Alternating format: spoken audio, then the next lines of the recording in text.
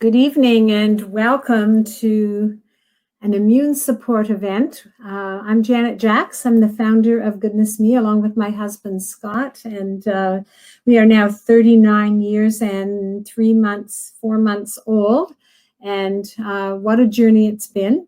I'm going to share with you tonight many of the things I've learned through the years, both in helping my own family and in helping all kinds of customers and attendees to different workshops that I've done, and from our Life Watcher. So I'll be sharing with you the success stories and the tools that can really help you with your immunity. So I'm so glad you've joined us, and I hope that you learn at least one thing you don't know, and also make a plan to take action to improve your immune system in at least one way by the time we have finished tonight.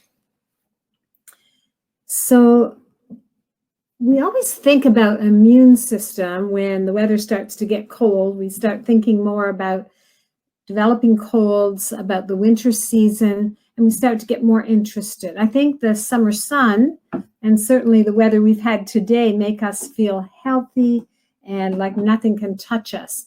It isn't always the case. We do need our immune system all the time, but it's interesting that we especially think about it in the fall. And we've had some cold weather in the past 10 days or so, and especially cold nights. But you know what's interesting? In our traditions of, Canadianism, we really don't honor the change in seasons, and we don't recognize that the changing seasons can actually be a stress for many of us. And we can't feel the stress, and we don't necessarily feel stressed, but our bodies can feel stressed. And because of that, in traditional Chinese medicine, which is a traditional medicine very much in tune with what's going on in the body, they often will prepare and drink a change of season soup. And they will drink this soup for a few days in the spring and in the fall as a way of boosting the body's immune system, of supporting the immune system as the seasons change and as your own system is a little bit more stressed because of that. And other cultures also have their different tools for keeping well. For example, good old chicken soup is a traditional remedy, and it's been nicknamed Jewish penicillin. And indeed, the bone broth on which it's based, traditionally made with chicken feet, if you can get them, and I like to use them when I can for my broth. It's beneficial for the gut, and that's where much of your immune system resides. And in fact, it's interesting to know that there's been quite a bit of research trying to find out, does chicken soup actually work, and what components actually work? Is it the gelatin, the collagen, the cartilage, the amino acids such as L-glutamine, or the glycine, which is a detoxifying support for the liver?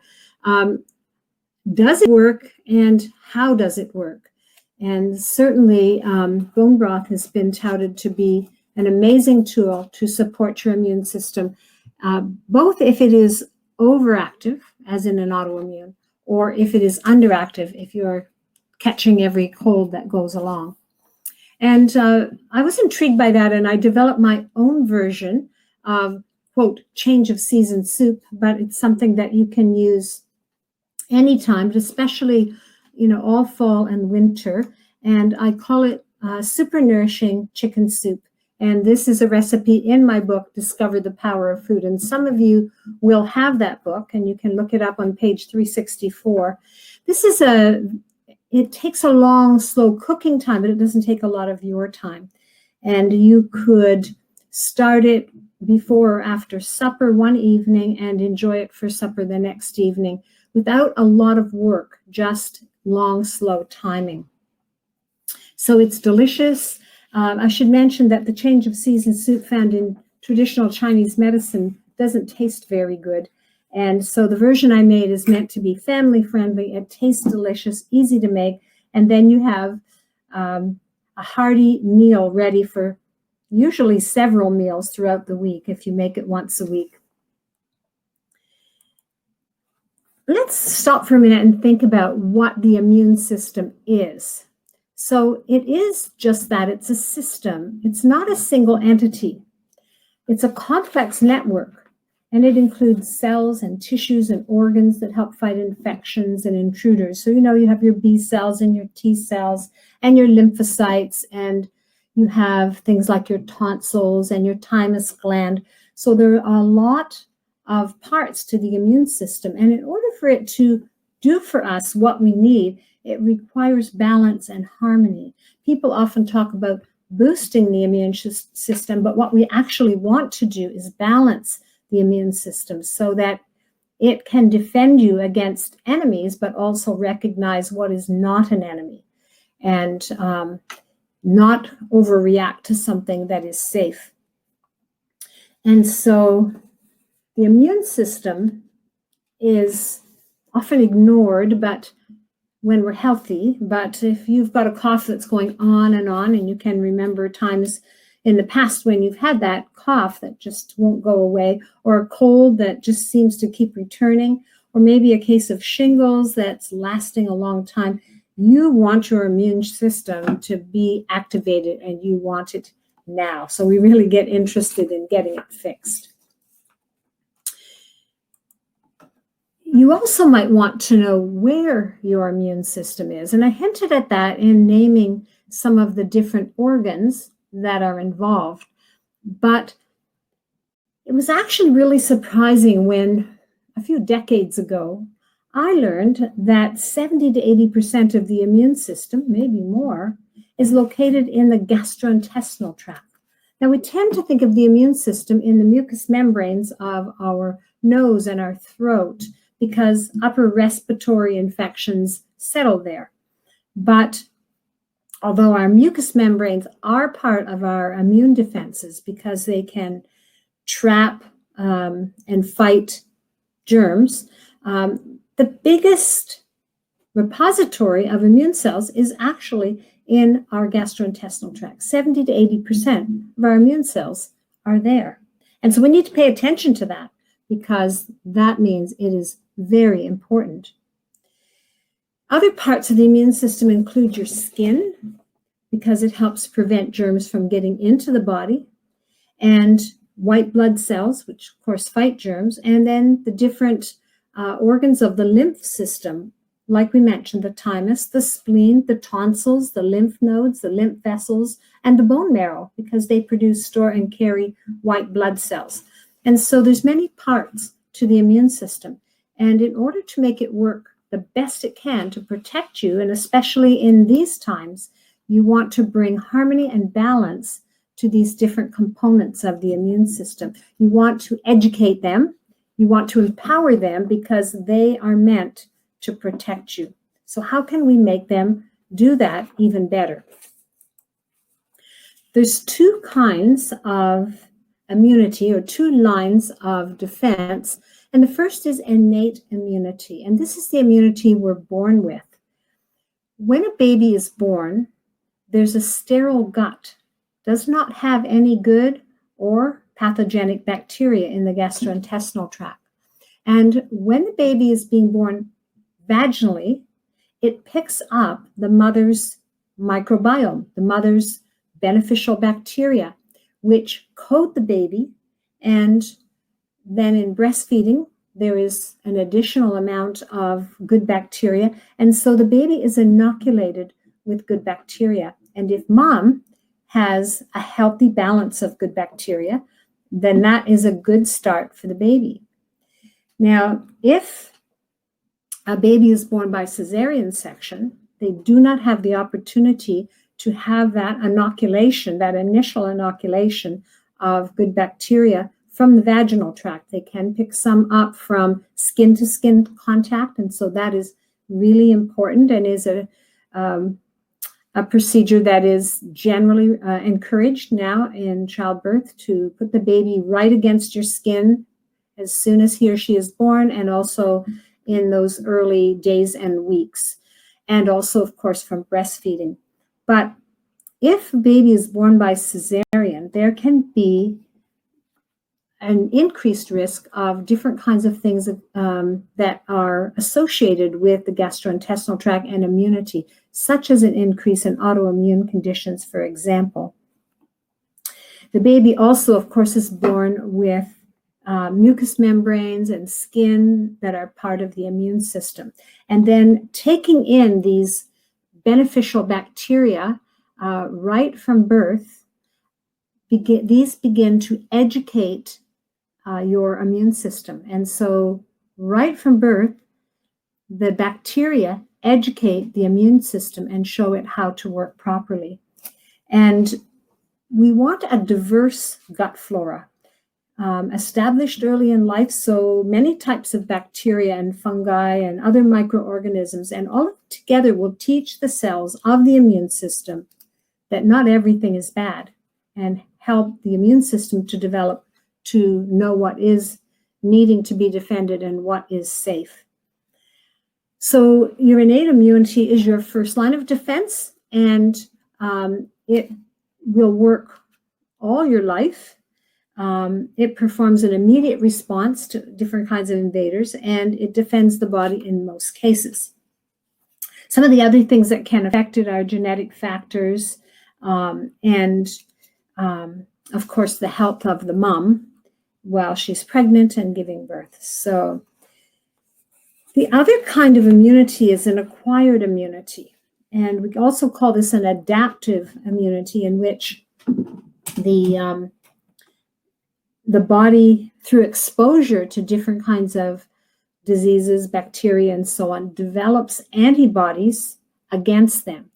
And so these are specialized immune cells that are particularly directed at a particular virus or bacteria or pathogen.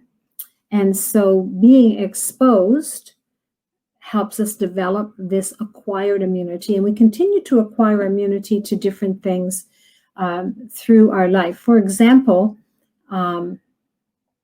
we know that if in the flu season, it's a kind of flu that has been around many different seasons, there won't be as many people that get sick from it, because they may have made antibodies, and the immune system recognizes that invader and will fight it off. And usually the acquired immunity to different diseases can last your entire life. So if you've had a disease, you've made the antibodies, and you usually will be immune for life. For example, mumps. If you've had the mumps, you can be around children with the mumps or others with the mumps, and you won't catch it because you have acquired an immunity with specialized antibodies directed particularly at that. Another way for acquired immunity can be a vaccination. And so a foreign substance is injected, and your body hopefully will make a good immune response to that. And sometimes this lasts for life, and sometimes it has a certain lifespan. There's one other type of acquired immunity that is more passive, where being exposed to disease pathogens is an active way of getting it. A passive acquired immunity happens when you receive antibodies to a disease, for example, from newborn babies receiving antibodies from their mothers. So this can give protection right away, but it may only last a few weeks or months. I'd like to get some input from you. I also want you to know that you can ask questions at any time, and I'll try to answer them as we go along. We have scheduled an hour and a half tonight, but I'm going to try to cover most of the important information in the first hour, maybe hour and 10 minutes, and then stay for the rest of the time to answer questions. And I hope that you can stay with us, but if your time is limited, we'll try to get the bulk of the information done within the first hour or so. So this question, what undermines your immune system? So I invite you to type to me a message with some of the thoughts you have about the things that you know that can undermine your immune system, that can make it not work as well as it should.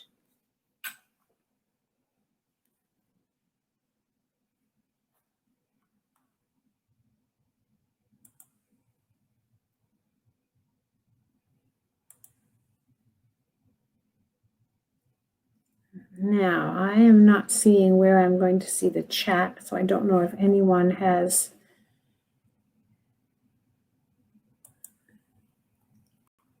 typed anything. Janet, click on chat on the right side and people are typing. Ah, yes. Above your slides.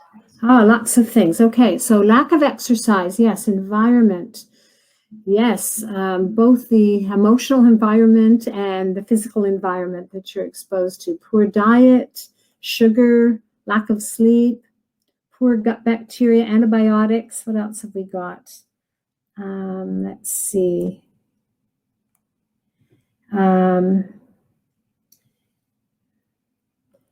So I'll come back to that question, Carmen, that you asked. Yes, the food we eat. So those are lots of good ideas. Stress. All right, so tiredness, yes, fatigue, food choices. We have lots of good ideas. So let's think about some of these just briefly, and then I'm going to touch on some of them more in depth. So diet. We think of the word diet, we think of dieting, and I don't mean that at all. I mean nourishment. Nourishment, well, I think we don't really respect food enough. Food should be pleasure, yes, and we always want to eat things we love, but it also should be nourishment. And so pleasure and nourishment is what we're looking for, not just pleasure, and not just nourishment without pleasure. And we want our food to be wonderful and tasty and satisfying, but it must supply the nutrients that we have to get from food. And it's a problem today. Once upon a time, people didn't have to think about that, but it is a problem today. And we need to figure out how we can get the nutrients that our body needs to run our immune system. Stress was mentioned, and think about that. When you are stressed or when you lack sleep, those are times when you're more likely to get sick. And especially after a stress is over, if you've planned a big event, you have a deadline, after that's over, then you might get sick. And we'll come back to why that is. And of course, you often can trace getting sick to not having enough sleep. It's hard for us with all the things calling for our attention and with the availability of electric lights for the last 100 and some years.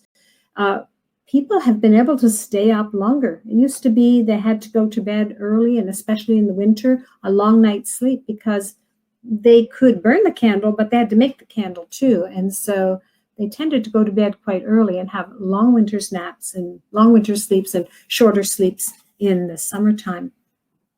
Sugar's interesting because some experts claim that as little as a teaspoon of sugar can impact your immune system for up to 12 hours. Wow. So certainly if we want to improve our immune system, we want to cut down on sugar. And certainly if you notice that first sniffle, it's not a time to be eating sugar. It's a time to abstain for a few days. And I will come back to how to tackle that first sniffle or that first bit of sore throat.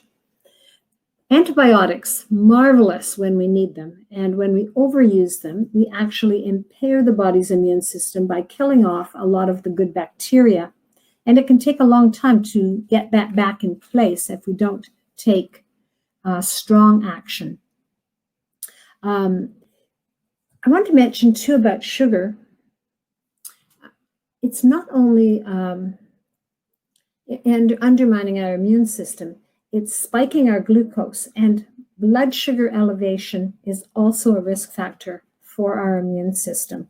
And you don't have to be diabetic to have a blood sugar spiking. The way that many of us eat, we are spiking our blood sugar, not into the dangerous zones as a diabetic might, but high enough that it can impair our immune system and cause us other troubles as well. But all sugar is also a nutrition robber. I like to think of as sugar as I've sometimes said at some of my live events, and I think it's a little fun to think about. I'll ask the audience, would anyone here like to lend me their debit card? And nobody volunteers. And I say, because, I have 17 grandchildren, and, well, it's still early, but Christmas is coming soon. And okay, you get the picture. I want to use your resources for my benefit. You wouldn't go for that. I wouldn't go for that. But that's what sugar does. It robs your body of nutrients that you ate in other healthy foods so that it can be metabolized, as well as replacing healthier foods. So on many fronts, sugar is a bad one. Poor digestion, because we're eating that good food and then we can't, or bad food, but we can't get the nutrients out of it into our system to help our immune system. I thought about toxins. I thought about over-exercising, and I'll come back to that, because exercise is good, but over-exercising can impair your immune system. I thought about sunburn, and we probably don't have to worry about that for quite a while now, but sunburn, we want to get sun, we want to get vitamin D, but we don't want to get burnt, because that's hard on the immune system. It's a inflammatory state that your immune system has to deal with. Also, if abdominal weight gain, because when you have extra weight around the middle, it isn't just weight, it is an organ of inflammation, pumping out inflammatory chemicals into your body that your body has to deal with. And of course, chemical exposure and other toxins. Smoking, that can more than double your risk of having severe COVID-19 symptoms, maybe rather than mild ones, should you catch it. And there are others. Alcohol was mentioned, and yes, overdoing alcohol is also an immune suppressant. The data is new, but the information about smokers in general is not. So smokers with the flu are more likely to end up in the hospital than people who get the flu and are not smokers, for example. And then vaping. So last year there was an understanding that this could cause severe lung and respiratory illnesses in young people.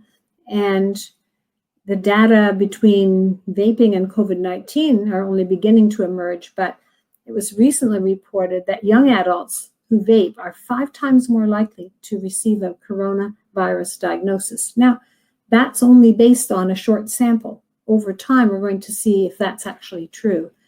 But your lungs are not built for being assaulted via smoking and vaping. That's not what they were meant for. So thank you for your contributions. Let's look at some of these immune-associated factors a little bit more thoroughly. So let's start with the gut. The gut is so important, much more than we ever realized, and it has many roles. And we're going to focus on the things that can affect our immune system tonight. So we have a diagram here of the gastrointestinal tract, and your gastrointestinal tract actually goes from your mouth down to the rectum and the anus. It's a whole passageway, and its role is digestion and assimilation, first of all. So we want to digest our food, and we want to make sure the nutrients get into our bloodstream so they can be used to empower not only our immune system, but bone building and brain function and mood and so much more. And one of the things we need to remember, and I have to remind myself of this too, is we need to chew, because digestion begins in the mouth, and digestion involves a series of different pHs throughout the gastrointestinal tract. So some places it's very acidic, such as in the stomach, and other places it's very alkaline. And there are enzymes in there too. But we have a lot of enzymes in our saliva, and we can begin to digest by chewing. So we've taken this time to prepare this food, and we need to sit down, take 2 or 3 good deep breaths and relax. Take a look at the beautiful food and the aroma, the colors, and then enjoy it and take time to chew it. And often we are double tasking. And I remember my naturopath saying to me one time, Janet, When you eat, just eat. Oh, right.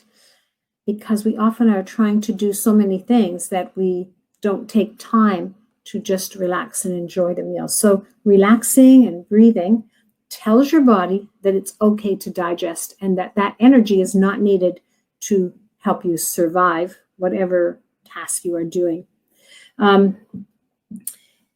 Second thing that's really important to get our digestion working well is making sure the food you eat is fueling your microbiome or your collection of good bacteria, because we don't just digest in the stomach, we also digest in the small intestine, and your bacteria that you have in there help to digest your food and help you to assimilate those nutrients that you need and sort out what is to be wasted and excreted and what is to cross across into the bloodstream and used to build your body.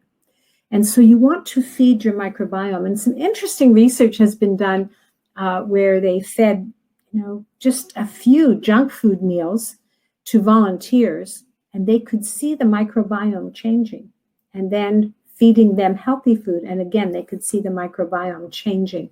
And so there's a battle going on down there, and you have to make sure you are cheering for the good side. And one last thing that is really important to help our digestion is avoiding those foods that are very hard to digest. And they are corn and wheat, and for some people, gluten, and for some people, dairy. Some people can tolerate dairy and some not so much, but corn and wheat are really hard for almost everyone to digest. And so we need to understand that they can diminish our immune system because they are not being digested. And we can be making toxins from within by our undigested food. A second role of the gut, of course, is immunity. And it's shocking and interesting to understand that we have 10 times the microorganisms in our gut compared with the number of cells in the body. So I can't even imagine how many cells just in my hands, let alone in my body. But researchers tell us we have 10 times that number of microorganisms in the gut, and that this is such an important part not only of our immune system, but of so many other functions in the body that we have not understood and respected in the past. Certain cells in the lining of the gut spend their lives excreting massive quantities of antibodies into the gut. And so antibodies are produced in the GI tract, and that is a lifelong thing so that we can be protected against all kinds of things we're exposed to. And so in many, many cases, we might be exposed to something and we never know because our immune system has gone to work and taken care of it for us. Let's see. Just want to see. One other thing we were just was mentioning that the cells can produce antibodies. One thing that we may not realize is that inside the gastrointestinal tract, we also produce certain nutrients. So when we think about all the nutrients we need to run our body, we are supposed to be able to manufacture B6 and B12 in the gut. So if we have a healthy gut, we'll be manufacturing these. And that is the way things should be. We should be able to make them. But as our digestion is disrupted, as we eat more junk food, as we're feeding the bad bacteria instead of the good bacteria, and sometimes too as we get older and we have less hydrochloric acid in the stomach to break down proteins and other foods, we may not do that so effectively. So what action can we take to specifically boost our immunity inside the gut? One of the ways we can do that is with fermented foods. Fermented foods contain a variety of different beneficial bacteria. We all think of yogurt, and there's acidophilus in yogurt, and that's one type of beneficial bacteria, but there are many other kinds. And fermented foods have been a traditional part of the diet for a long, long time. And until there was refrigeration, not that long ago in the big scheme of things. People relied on fermentation to preserve food, and they couldn't freeze it and they couldn't refrigerate it, but they could preserve it through fermentation. So a good example, of course, being sauerkraut, but there are many types of fermented foods from many different cultures. So eating a wide variety of fermented foods and eating them every day, if not every meal, is one of the most powerful things we can do that over time is going to feed our good bacteria and provide more beneficial bacteria. A little later in the slides, I have a picture of the fermented foods that I pulled out of my fridge this morning. And I put them on the counter and took a picture so you can see some examples of the variety that's available so that we don't feel like we're always eating yogurt every day, because we probably shouldn't. Another thing we can do to help is to use probiotics, which are supplements of the beneficial bacteria. And this is especially important if we've taken antibiotics or if we have some specific conditions like eczema or IBS and things like that that require us to put more good bacteria in. Bone broth is another really good way to help with our immune system, because it gives us some of the nutrients that we need and minerals that we need to run our body. And it's very soothing for the gastrointestinal tract as well. And then we want to have real food, because real food will feed the good guys and junk food can feed the bad guys. And then, of course, if you are pregnant, vaginal birth, if at all possible. And there is a doctor who's, I think it was a doctor who is specializing in good bacteria.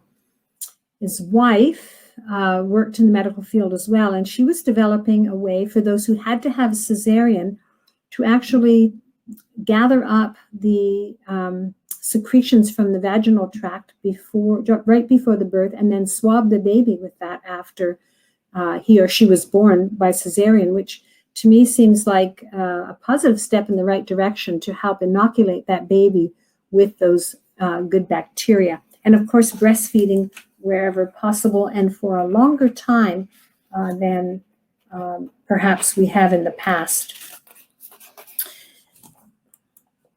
The other role of the gut that I want to touch on that is really important is its protective features or lack of. So the gastrointestinal tract is like a long tube from your mouth to the anus. And although it is inside your body, it is not, well, okay, though it's inside you, it's not in your body per se. So if you think of your small intestine, and you have a lot of mileage of small intestine, it's inside you, but it's not actually in your body, because the things that are in the gastrointestinal tract, there's all kinds of microorganisms. There's good bacteria and bad bacteria. There's yeasts and there's fungi and there's nutrients from digested food. And then there's undigested food particles, which we call peptides. There's all of this and more inside the gastrointestinal tract. Now, if you were to take a syringe full of what is in your gastrointestinal tract and inject that into your bloodstream, what would happen? You would get sick. You could die. What is inside the gastrointestinal tract does not belong in your body. It's inside you. It's not in your body. It's not in the body. A good example to help you think about that is if you live in Hamilton or have been to Hamilton, we have a highway called the Link, and it runs right through the center of town, well, up on the mountain, but right across the city. So someone could drive on that highway going from Toronto to Niagara Falls, and they do, and they could say, I was in Hamilton. Well, they were on the highway, but if they didn't get off the highway and go into a coffee shop or a bank or, anything like that, or to goodness me, they have not been in Hamilton really. They've just been passing through. And so like a major road that runs through your city, but you don't have to be in the city to use it. You just are going through. That's what your gastrointestinal tract is like. And it is lined with mucus layer and with probiotic bacteria, good bacteria. And these protect the cells of the gastrointestinal tract so that they keep what's inside. And that's the way it should be. And researchers tell us if I took hold of the lining of the gastrointestinal tract and held it up in front of me, you could see me through it. It's not very thick, it's very strong, and it does a very important job of protecting us. The problem is many people have something called leaky gut. And what happens in leaky gut, and you can see in the diagram here, is the cells of the lining of the gastrointestinal tract get damaged and they get little gaps between them. And because of that, undigested food particles or undesirable pathogens can leak through into the bloodstream. And like toxins or different drugs that don't belong in the bloodstream that should only be absorbed by osmosis. So healthy nutrients are absorbed through the intestinal wall, but if there are gaps, then things that shouldn't get through do get through. And now your immune system says, oh my goodness, what is this? And begins to be attacking all of these things. And sometimes it's undigested food particles from wheat or corn, and it's partly digested. So the amino acids aren't broken down completely. There's a link of amino acids, and we call this a peptide. And they can get into the bloodstream, and they can look like part of the body. And the immune system can attack that and also attack that part of the body. And so this is one of the theories of autoimmune conditions. Leaky gut is common, and you don't have to have any symptoms or any gassiness or anything in order to have leaky gut. It is common, and it can occur from antibiotic use, overeating, eating wrong food. We also can heal it as well. You can get those tight junctions back together and heal it by the way you eat and the way you nourish your gut. So one of the really good tools for helping to heal that is bone broth, because it has amino acids that are needed for gut repair. And one of those amino acids is glutamine, and it has collagen as well. It has many components that are soothing and nourishing for the lining of the gastrointestinal tract. And of course, we want to have real food with sufficient protein and healthy fats. And we want to eat food we can digest. And again, we want to eat lots of fermented foods and perhaps take a probiotic supplement, depending on your situation. So here you see a picture of fermented foods that were in my fridge today. And I realized after I took the picture, I neglected to put in apple cider vinegar. I had organic raw apple cider vinegar, so it would have live cultures. And I had also raw, organic, aged in wood, red wine vinegar by Eden in my cupboard. And I had tamari. So those are three others that were not in the fridge. But you see here we have kombucha. We have the new low sugar kombuchas. We have naturally fermented pickles. So most pickles do not qualify as a fermented food. It's cucumber vinegar, voila. And we have a pickle with some aging. But here we put the cucumbers in, and there is no vinegar. If you look on the label of this jar, and it makes its own vinegar through fermentation. So we eat the pickles, and we also drink the pickle juice diluted. We put a little bit in a cup, add water, and we'll drink that with the meal. We have sauerkraut, and we have kimchi. We have cream cheese that's naturally fermented from organic meadow. We have coconut cultured. So taking a spoonful of this can give you probiotics. We have miso, and we have raw cheese. And this is naturally fermented with good bacteria, nourishing the good bacteria and creating lactic acid, which is also a gut tonic. So eating one of those at least every day, or if not every meal, is just a good habit, giving you a diversity of probiotic and beneficial bacteria. And then we also have bone broth, and it's simple to make, and just long, slow cooking, and then strain it off. and you can use it in a variety of ways. And these are two of the things that can help your immunity through your gut. And your gut also, by the way, is known as your second brain.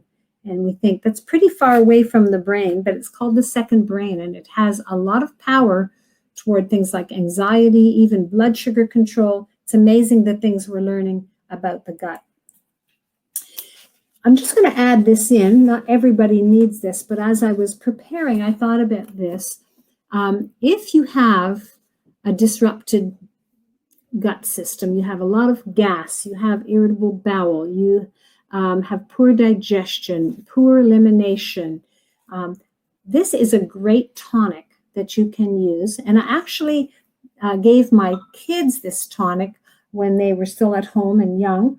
And what I used to do is I used to put these things out on the counter in the morning, and they all had to take it when they got up. So they would take a little bit of George's aloe vera, which is in that clear liquid, which is tasteless. It tastes like heavy water. So you put about an inch or so in a glass, add a half a teaspoon of trophic chlorophyll, which is a really concentrated chlorophyll, add a little tiny scoop of HMF powder, which is a probiotic, and add a teaspoon or so of L-glutamine, which is an amino acid needed to keep the gut healthy. And I used to get them to stir that together, and they could add water if they wanted or not, and drink that in the morning. And everybody would rush down and do it because the last one to take it had to put it all away. So they all rushed down and they took it. And we did that for quite a long time because my husband has an autoimmune condition, and I wanted to make sure they had a healthy gastrointestinal tract to lower their risk of an autoimmune condition. So this is something not for everybody, but if you feel like you need to nourish your gut, the aloe is soothing, like aloe on a burn on your skin. And the glutamine, of course, is an amino acid for rebuilding the gastrointestinal tract and getting the protection back. And of course, the probiotic, nourishing the good bacteria and adding good bacteria of its own. And the chlorophyll helping to absorb gassiness, and it's the stuff of green plants, the pigment of green plants, and so very nourishing for the intestinal tract. Now, stress also affects immunity, and we have a couple of kinds of stress. First of all, deadline stress, where you've got to do something right now. Your adrenal glands will jump to your rescue, and they will keep your immune system pumped up and going strong during a deadline. Your immune system feels it's a time of crisis. It can't tell if it's life-threatening or not, but it identifies a time of crisis. So when you're in this fight or flight mode, the adrenal gland's goal is to help you survive. And so it keeps your immune system activated, pushed forward for a longer period of time so you can survive the crisis. Because in times past, that deadline might be, I have to put out this prairie fire before it burns down my house. And so your adrenal glands can't tell what kind of stress you have, but under a deadline, they're going to come to your rescue. They're going to boost up your immune system for a time so to ensure that you survive. And at the same time, they're going to borrow energy from other systems in the body. And you don't need your fertility. You don't need your thyroid to keep your temperature just so. You don't need your digestion. So under a time of deadline stress, other systems are diminished, and the adrenal glands keep your immune system and help you not to get sick. But what happens as soon as the deadline's over? Right? You can get sick then, just when you think you're going to have a rest or a holiday or whatever it might be, because your adrenal glands say the crisis is over and now we can rest and refresh. Chronic stress is not something that comes and peaks and goes, but something that's just underlying all the time. And it can be all kinds of things. It can be negative self-talk. It can be fear or worry. It can be, having some health problems like, muscle pains, backaches, headaches. It can be worry over finances, or it can just be too many things to do. And we're all familiar with that at times. But what's interesting about the chronic stress is that it can change the function of your immune system. and it can weaken your immunity. You can have more illness. It can increase your risk of infection and increased recovery time. So we have to understand that stress can affect us. So what are we going to do to tackle that stress? Well, sometimes we think I'm going to go on vacation. Maybe we're not thinking that so much right now since we can't travel, but often we are working really hard and we picture that vacation as a place to, I'm going to catch up. But I just want to remind you, I don't know about you, but certainly for me, getting ready for a vacation means a lot of extra work, a lot of extra stress. And after a vacation, there can be a lot of extra work in catching up. And while you're on vacation, if you push yourself too hard, you might get sick. So a vacation is good, but it has its limits and its downfall as well. You might understand that for many of us, this little boy who just needs something right now is reflective of the stress in our lives, whether it's a child or a situation. And we need to have some tools, not just vacation, some everyday tools for everyday stress. So there's a few simple things that we can do. Number one is breathing. Slow, deeper breathing with a good long exhale. This tells your body that there is no lion that's chasing you, that there is no life-threatening stress. And if you do this, it will help you digest. It will help your stress to diminish, your cortisol to diminish, not be so high. And it is the number one thing that we can do. And we can do it several times a day, whenever. I find sometimes when I'm in a stressful situation, I find myself blowing out my breath. And that reminds me that I need to slow down my breathing, take a good deep breath, blow it all out. And this can make such a difference. Nutrition, of course, and I like to call it the Discover Way. So some of you will have my book, Discover the Power of Food. And it's a labor of love. It took me 3.5 years to write that book. And it explains to you not only what to do, but why and how. So we want you to understand why you need to do something and how to do it. And then there's practical ways to actually do it. And so this is a great tool to help you get nutrition the way it should be. But you need to stop fueling that stress. So when you're stressed, you want to eat, salty snacks. Well, what you actually need is salt. When you're stressed, you should eat more salt, but put it on your healthy food, on your eggs, on your vegetables, on your protein foods. Eat more salt when you're stressed because stress is diminishing your salt. And you also need to eat protein and fat for breakfast in what I call the Discover the Power Way, because if you eat carbohydrates at breakfast, you are fueling that whole cycle of cravings and blood sugar rise and then getting hungry again, and you're chasing your hunger all day. So you want to eat nutrient-dense, blood sugar stabilizing foods that remove cravings and that help you feel satisfied and they actually give you the nutrients you need. Of course, some other tools that are simple: get outdoors, even for a few minutes, walk or run or whatever you like to do, or bike, and stop and look at the beauty around you. Prayer is a wonderful tool where you recognize that, there is a higher power. There is, for me, that's very important to know that God's in control and to ask him to help me and to seek to do what he's instructing and helping me to know. Gratitude. I try to gather up the beneficial little moments of the day and offer them up at the end of the day in gratitude, so that gratitude fuels your anti-stress mechanism. And of course, sleep, making time for fun. We don't schedule fun a lot of times, and we do need to. And we need to have a supportive relationship and not be afraid to ask for help as well. Sometimes we just keep doing it all, and sometimes we need to change how things are and ask for help.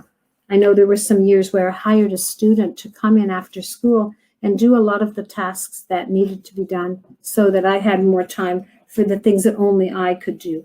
So what can you let go of and what can you change so that you actually can have less stress, because it does undermine. And then we have the issue of sleep, as you know, and I'll just be brief because we know this, but we need to create a healthy sleep environment. And that means it should be so dark you cannot see your hand in front of your face, because you'll maximize your melatonin production by having a dark room. And it should be quiet, or maybe some ambient noise, like a noise machine, if you prefer. And it should be cooler in the room and then warm under the blankets. You want to create that sleep environment. You want to also respect and value sleep. So many times we just borrow from sleep. And I know I did that for many years. 5 kids and a business and lots of things to do. And I would just borrow from sleep by staying up late or getting up early. We need to make time for sleep. We need to respect its value in giving us our immune foundation.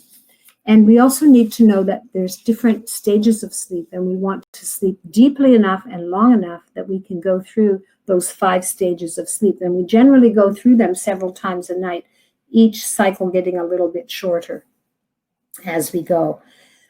And screen time, like we see here at bedtime, can sabotage a good night's sleep.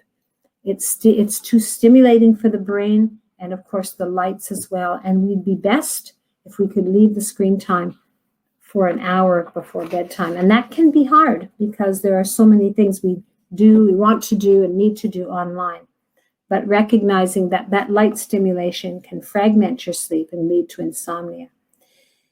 So a couple of studies point out how important this is. One study showed that those with insomnia had on average less immune response to the flu vaccine. So one group had less sleep, another group had more sleep. They were all given a flu vaccine, and those who had more sleep made a better immune response. So in other words, it worked better for them. And in another study in twins, it showed those who had the worst sleep had altered expressions of genes related to immune function. So poor sleep in one twin altered the gene expression affecting the immune system. And this one, I don't know how they got volunteers for this one, but 153 volunteers were inoculated with the rhinovirus. That's the virus that causes the common cold. And those who slept less than 7 hours were 3 times more likely to develop symptoms than those who slept more than 8 hours. We talked about exercise, and we know that exercise can help our whole general well-being, and we don't know exactly how it helps the immune system. There's some different theories, but just that sense of well-being.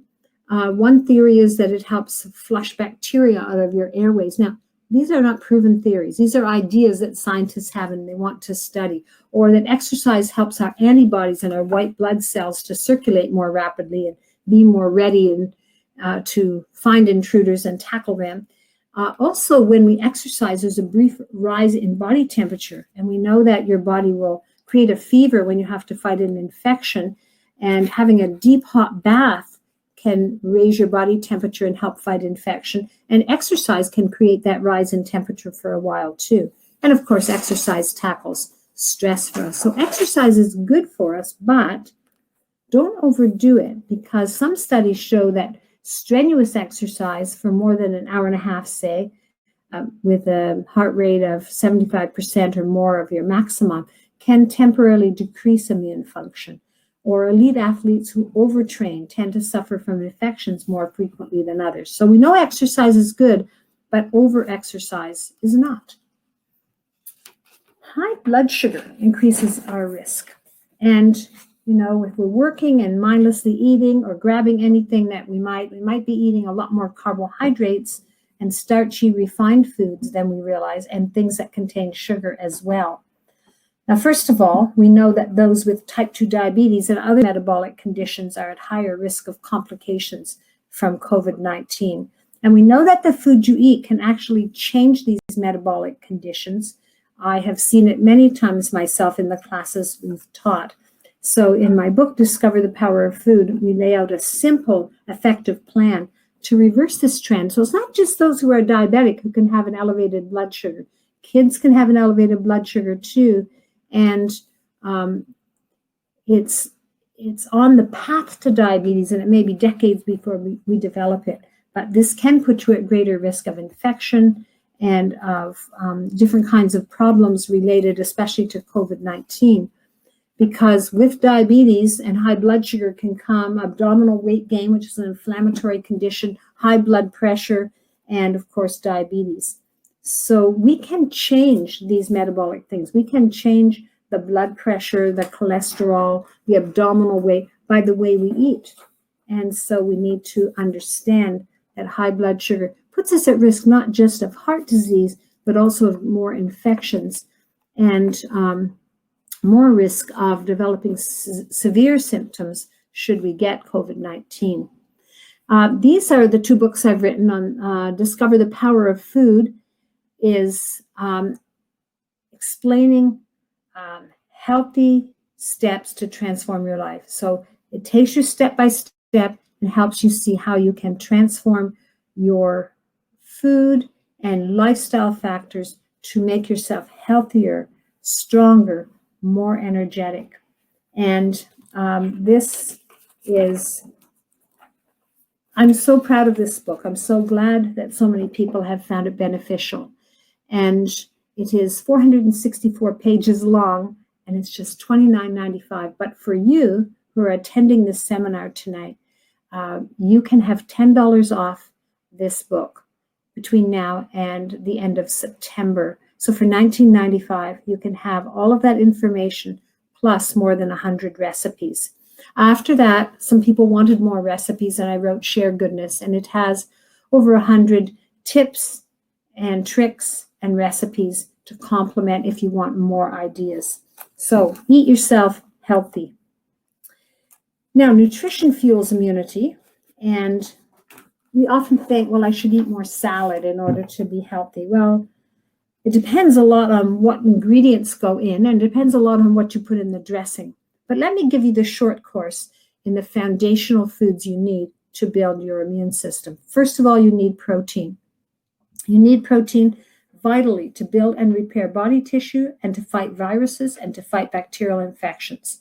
So antibodies and immune system tools rely on protein in order for your body to manufacture them. So you need to make sure. Now, we don't need too much. We don't need to eat the whole roast. We just need sufficient protein, about the size of the palm of your hand, or maybe 20 to 30 grams of protein per meal for an adult, depending on your size and activity. But we need to be eating sufficient protein. And so a salad is good, and we want to eat vegetables. And you see here my radicchio salad that I recently made. I thought I had nothing in the fridge to make a salad. I had lots of radicchio. I chopped up one apple finely, and you will see walnuts and pumpkin seeds in there. And then, of course, a healthy fat dressing. So we want to eat lots of vegetables and lots of colors. We want to eat nuts and seeds, but they alone are not sufficient protein to help build our immune system. We need to make sure we get sufficient protein. And then we want to make sure we're getting 3 times the vegetables as fruit. A lot of us say, I eat my fruits and vegetables, but the fruits can raise our blood sugars, and we want to make sure we're getting, I would say, at least 3 vegetables for every fruit, so that we are getting a variety of colors and textures and anti-inflammatory components that are found in vegetables, lots of different colors. And then healthy fats are really important too. And we want to use them in our salad dressings and also in our smoothies and all different ways. The healthy fats help to create a healthy cell membrane. And remember that the wrong kind of fats are cell membrane disruptors. So that's my radicchio salad, and this is my brisket. And I love to make a brisket for a family gathering, and it's easy to do. And of course, that pan is loaded with cabbage and onions and carrots and zucchini. Whatever vegetables you have can go in there. So we need to get into this real food to get a really good effect on our immune system. Now, we should be getting most of our nutrients from our food. And as I mentioned before, in a healthy gastrointestinal tract, there are certain nutrients and metabolites that are made inside the gastrointestinal tract that are beneficial as well. We want to maximize that. But supplements are necessary if we need to supplement our nutrition and to supplement our food.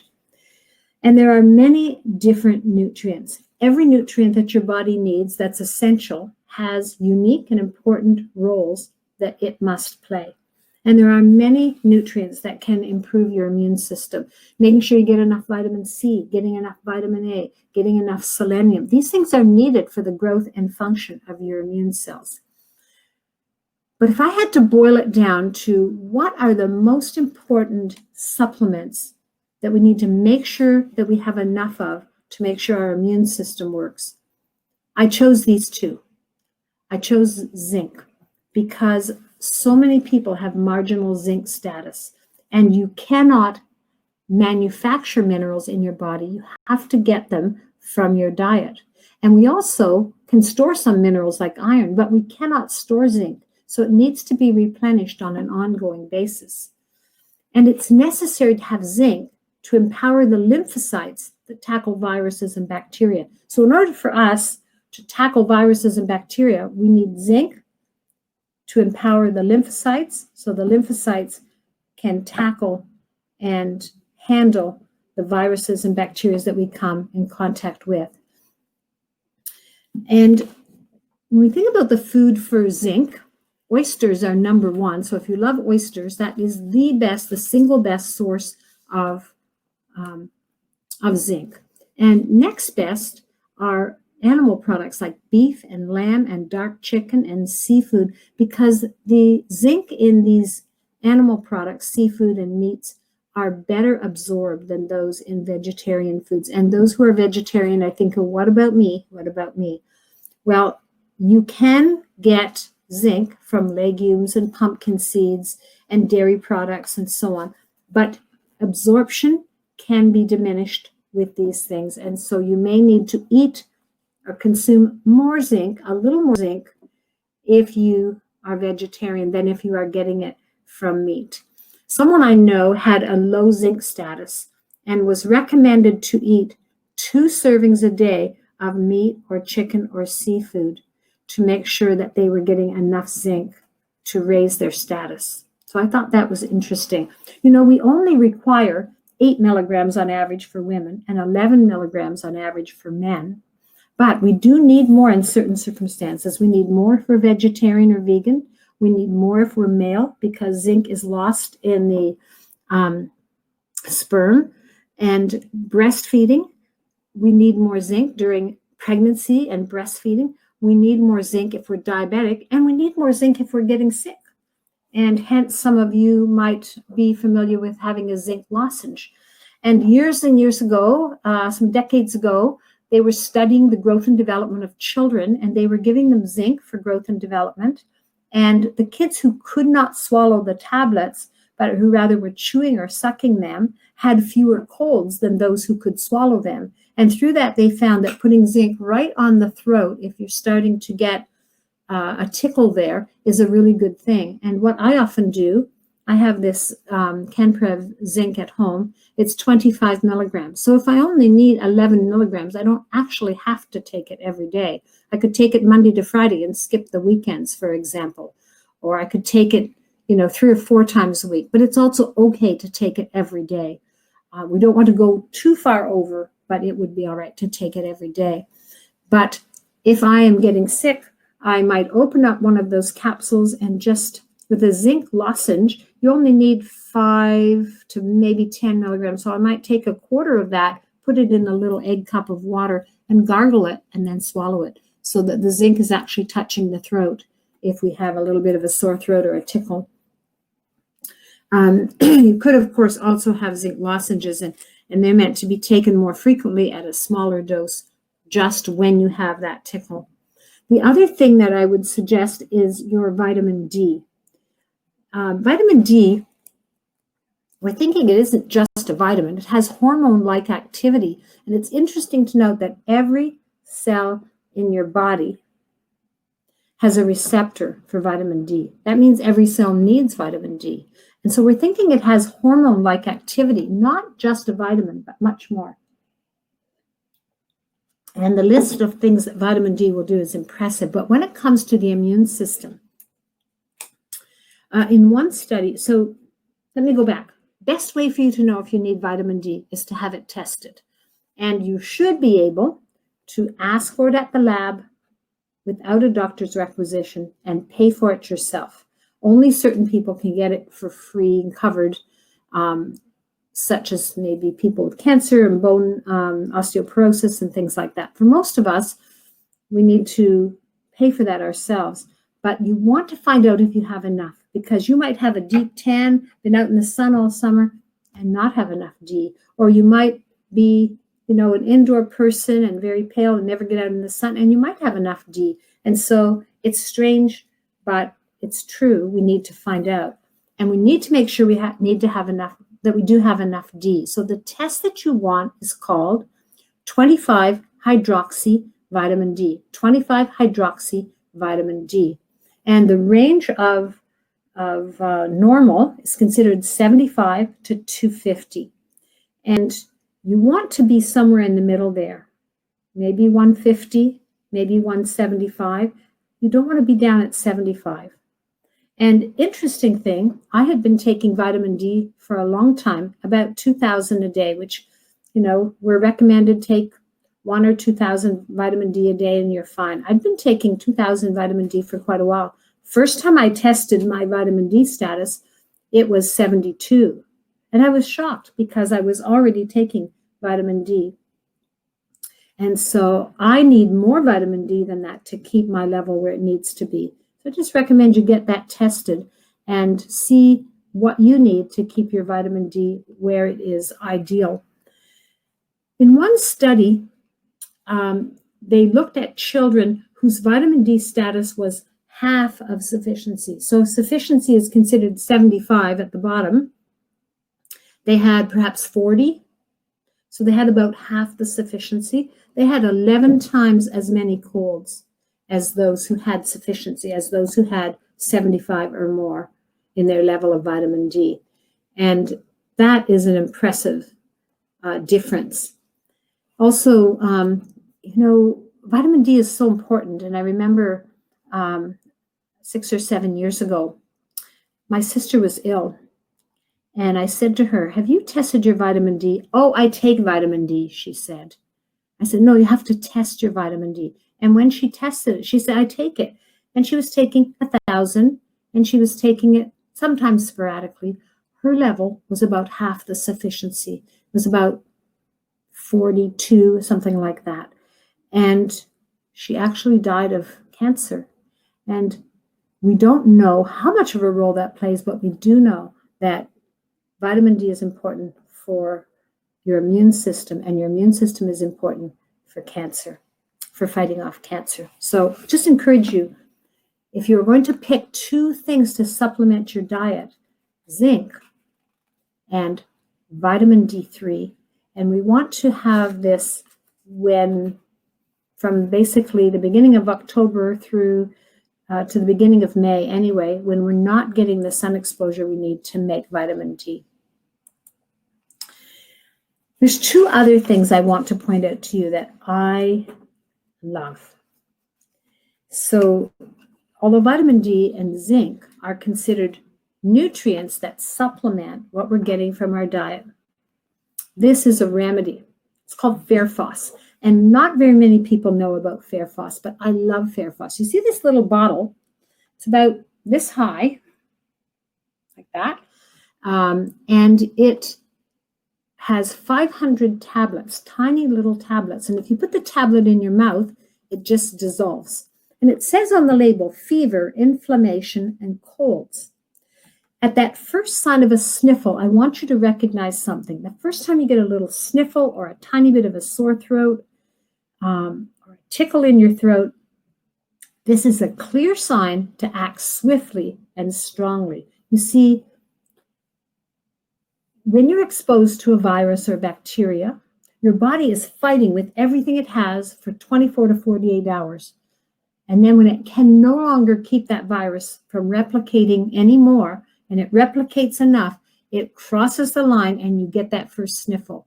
That first sniffle, that little bit of a sore throat, that little tickle in your throat, it's not like my cold is just beginning. You need to recognize my body has been fighting for 24 to 48 hours, and I want to help it right now. Fairphos is what you want. You take 4 of those tiny little tablets and do that often. So if I'm trying to fight that first tickle, I might take it as often as 15 or 20 minutes. Just keep taking it and taking it. What it does is it brings oxygen to the area of need and allows your own immune system to fight that. And I have stopped many a cold right in that very first day with Fairphos. Now, this does not work if your cold is established and more than 2 days old. This is for that first sign of a cold or fever or inflammation. Fairphos is great. It tastes fantastic. And how well I remember giving my little toddlers an egg cup full of Fairphos and letting them walk around and just eat it, because they could eat the whole bottle. It wouldn't hurt them. There's only a tiny amount of the mineral, prepared homeopathically. They taste really pleasant. They're very easy to use, and they bring oxygen to the area of need. So for any inflammation or cold or fever or the start of any kind of infection, grab the Fairphos, use it frequently, and you will see great results. And then the last remedy that I want to recommend to you, it's not a nutrient, but it is a tonic. I want to encourage you to be proactive with your immune system this year. And in order for our immune system to be strong, it needs to be balanced. A balanced immune system is the strongest immune system.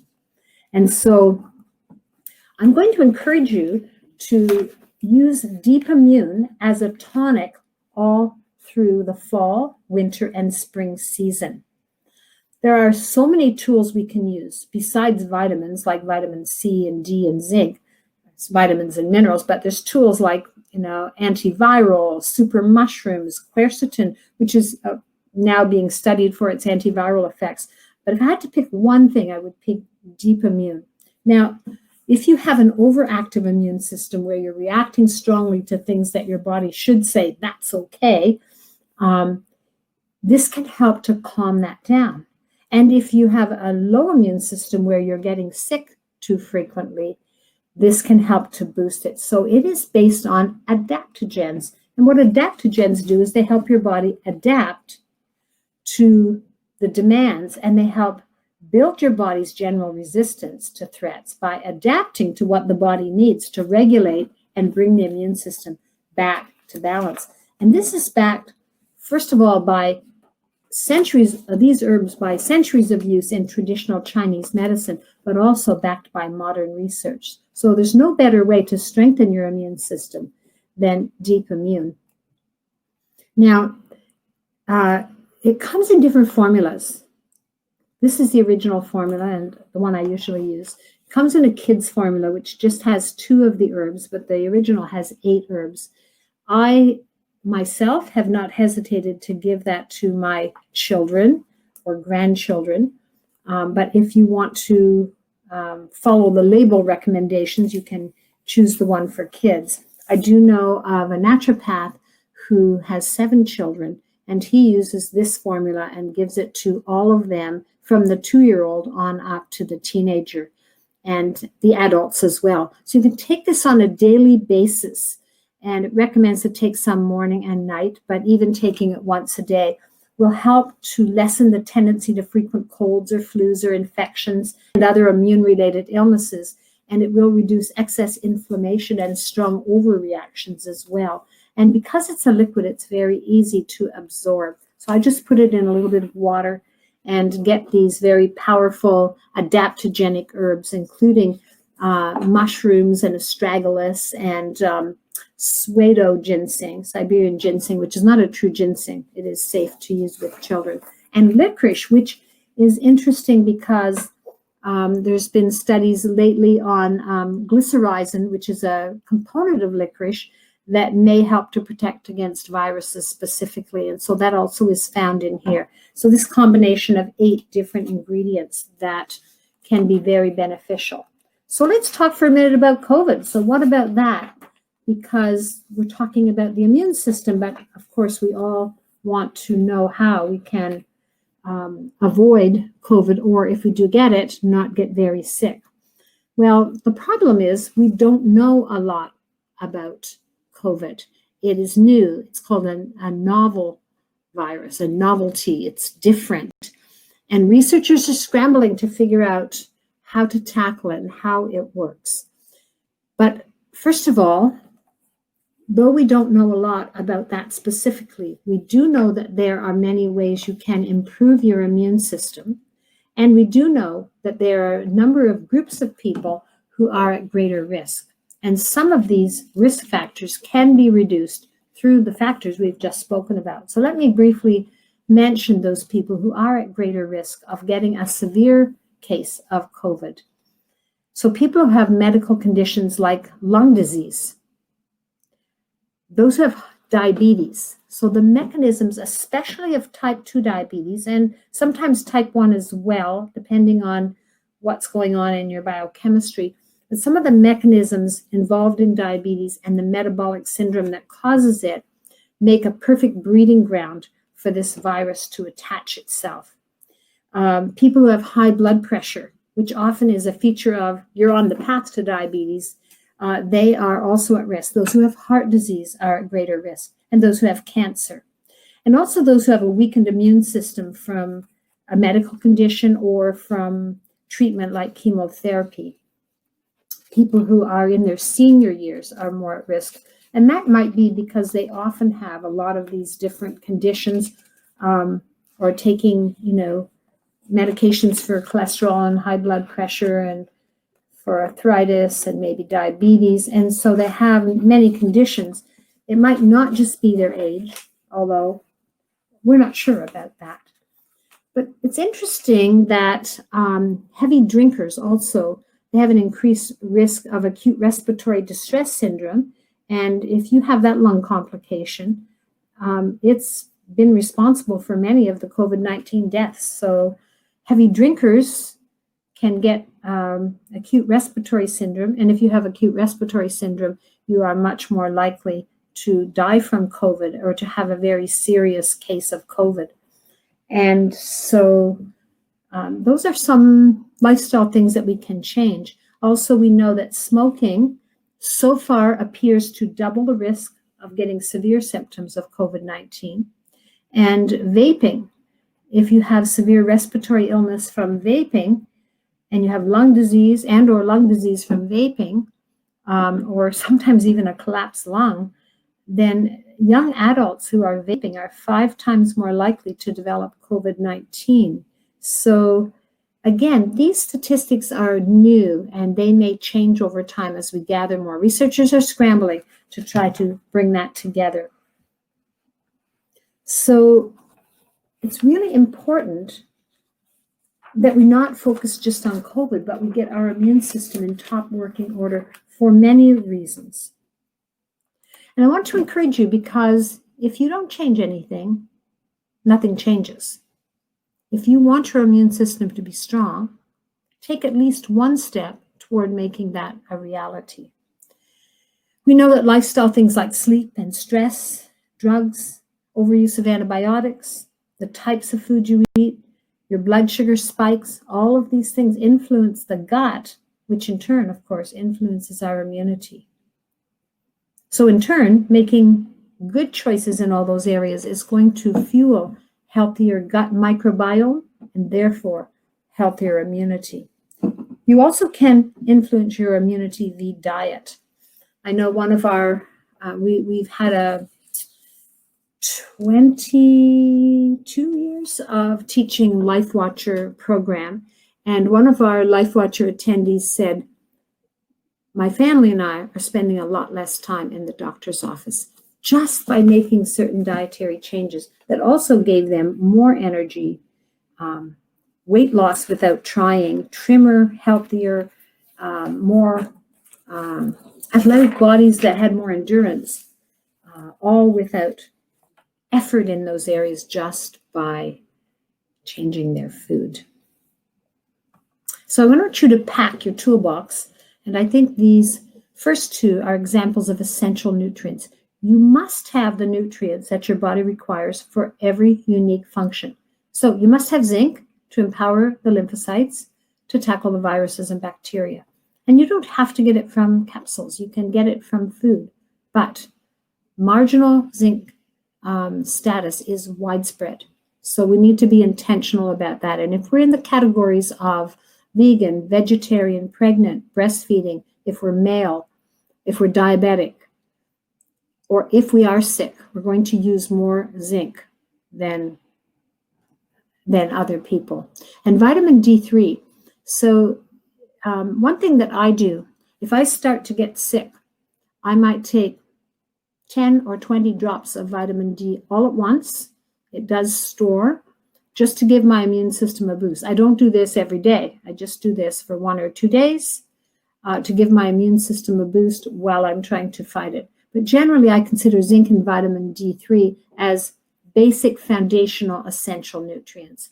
And then Fairphos is one of not very well known, but marvelous remedy that can help tackle any kind of first stage of inflammation, first stage of infection. And it's never wrong. It will not interfere with any medicines. It's great for kids or babies. You can't overdo it. I try to take it every 15 or 20 minutes at the first sign of a cold, and usually can stop that cold within that first day. And then Deep Immune is a remedy that you can take on a long-term basis, not just because you're sick, but to prevent, to be proactive, to help your immune system come into harmony and be strengthened and adapt to your unique needs. And this is a great way to help yourself through this fall and winter. So when you think about that, you can feel confident. You've taken proactive measures that will support your immunity for the long haul. And so that is good news indeed. I'd like to take a look at some questions. I think there were some there, and also you can add your questions. I'm going to go back to the beginning and see. It's great to see so many friends and people who've been wonderful, helpful supporters of Goodness Me all these years. I want to thank you for that. It matters so much. So how much? Oh, somebody's asking about, Edith's asking about the gut tonic.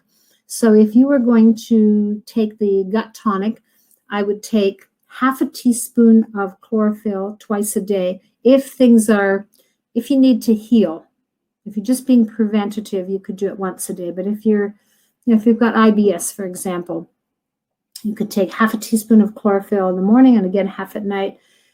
Put it into an inch or so of George's aloe vera, pour it into a glass, add a quarter teaspoon of HMF probiotic powder, and then add about a teaspoon or so of glutamine.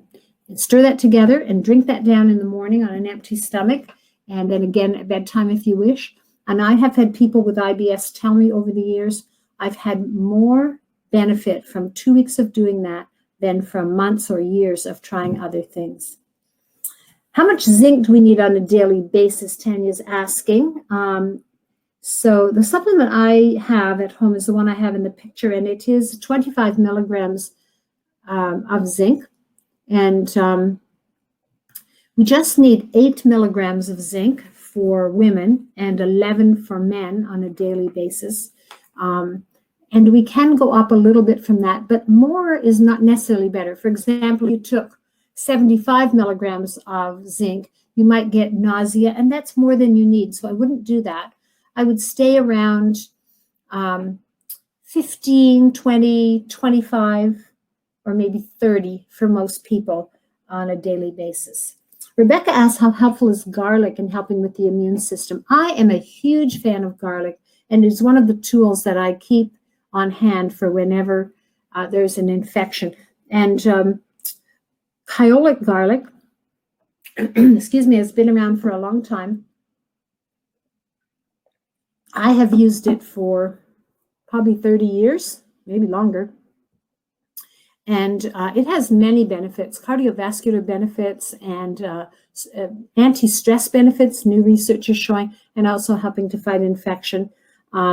And myself, if I were getting sick and I thought, okay, Fairphos isn't getting it, or with the Fairphos, I might take 6 or 8 of those at a time, 3 or 4 times a day for a few days until I knew that I had beaten it. depending on how I was responding. Another newer supplement I really like is Alimax garlic. And this one, there's two strengths. There's a regular strength and the professional strength. So even one of those a day has shown in a clinical study to reduce the frequency and duration of colds. But if I were getting sick, then I might take 2, 3 or 4 times a day, rather than just like 1 a day, which you could do as a prevention. The dosage of vitamin D. So it's commonly thought that vitamin D, if we have 1 or 2,000, that we have enough. But what I learned a long time ago, the first time I tested my vitamin D status in my blood, is, oh my goodness, I'm taking 2,000 D and it's not enough for me. My sister was taking 1,000 D, maybe a bit sporadically, and it was definitely not enough. She was half the sufficiency. So it's an individual thing, but we're safe to do 2,000 vitamin D for an adult. We're safe to do that in most cases. But if you really want to know, go to the lab, and it might be $35 or $40. Test your 25 hydroxy vitamin D. And if it is, the lab report will say you want it between 75 and 250. So if it's in the middle of that, like 150, 175, that's a good zone to be in. You don't need it to be up to 250, but you don't want it to be down at 75, in my opinion, for optimum. So it may be more or less depending on what your test results are. Dr. Zoltan Rona, a medical doctor who began a long time ago to test everybody's vitamin D, was surprised to find almost everybody was deficient in vitamin D. And he would use higher doses to bring it up. And then once it was where it needed to be, you could use less to keep it there. So thanks, Darlene. I appreciate that. Let's see what other questions. Mention the gut tonic ingredients and amount of each again. All right. So I don't know if you asked that again after I just said it, but here we are. About a teaspoon or maybe 2 teaspoons of L-glutamine powder, a little 1/4 teaspoon or so of the probiotic powder, 1/2 teaspoon of chlorophyll, and about 1 inch or so of George's aloe vera. Stir it together in a glass. Add water if you want or not, and drink that down first thing in the morning. You need a doctor's request to test vitamin D in the lab even when you pay. So some people find this is so. A friend of mine developed cancer. She lives in Brantford. She could not get the test without a requisition. And I said, you need to find out what your vitamin D status is.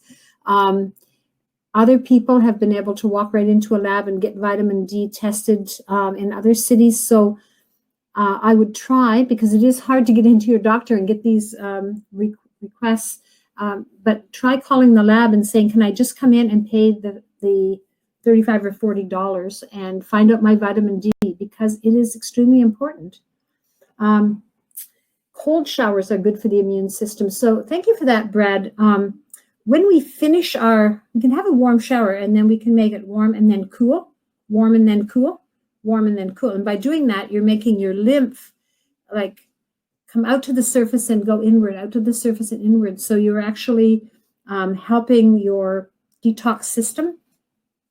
If you end with a cool shower, it doesn't have to be freezing cold, then you get your body in the mode to warm you up. So that is good. Lynn says it was $45 for my first vitamin D test. Your doctor didn't think you needed it, but you were under 75 and you could feel something was wrong. Yeah. So you take 2,000 a day. If you were 75, under 75, excuse me, if you were under 75 and taking 2,000 a day at that time, then you'll likely need more in order to get it where it needs to be. If you weren't taking any vitamin D at that time, then you can go back and get the test again. And yes, I know it's money out of our pocket, but you don't need another sweater. You need to take care of yourself. You need to have your vitamin D where it needs to be, because it's such a powerful, important nutrient. And the little drops I showed you, just you can put 1 or 2 or 3 or 4 drops on your tongue so easily. Will we be opening a Goodness Me store in London anytime soon? Hey, we've looked in London, but we have not found a suitable location. So stay tuned. I don't know. Oh, Lynn says you weren't taking any. So now you're taking 2,000, and I would go back and I would test to see if that is enough for you personally to get it up to where you want it to. And if it's not going where you want it to, then you might increase it for a time. And then once you get where you want to, you might be able to keep it there with 2,000. Do I recommend emergency vitamin C? Oh, those are awesome. And especially if you are traveling or you're out for the whole day. Well, I guess we're not doing that so much anymore, but you can take it along in your thermos cup. And this is electrolytes and vitamin C and some other components. Yes, vitamin C is very important. And can we get enough from our food? Maybe. Taking extra C is still a good idea as well. Let's see. You have to take a high dose of vitamin D at first to raise the blood serum levels. Yes, you often do. And that's where we can take a test and start taking 1,000 or 2,000, and maybe a year or two later we test it again and we're still not where we want to be, and we don't want that to be happening. Can you take Deep Immune if you have high blood pressure since it has licorice? So Bettina asks, good question. So they have made a licorice-free formula for those who are concerned about high blood pressure. But just so you know, licorice can raise high blood pressure when taken in large amounts. Small amounts of licorice may or may not. So that's an individual thing.